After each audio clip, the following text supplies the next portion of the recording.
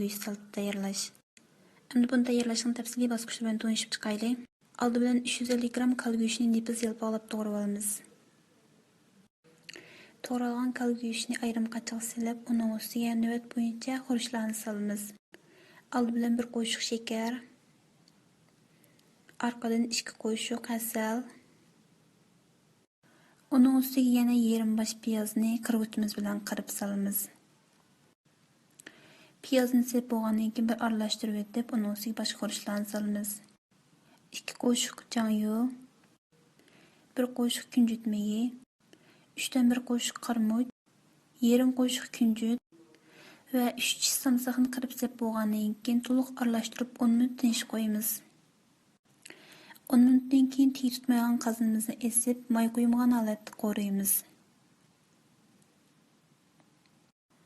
Kal go'shtini to'liq qizdirib pishqich qo'raymiz. Qo'rib bo'lgandan keyin taxsiga ilib sovutamiz.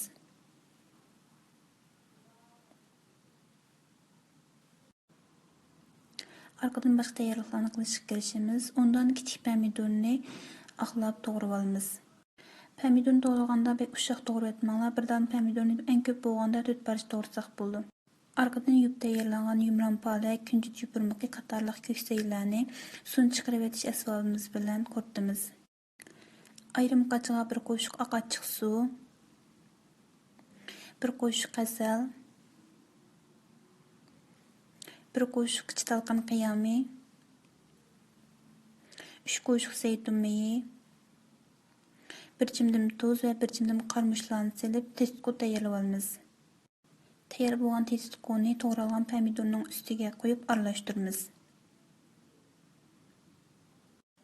Testqoni pomidor bilan aralashtirib bo'lgandan keyin salat taxtasiga materiallarni tizamiz.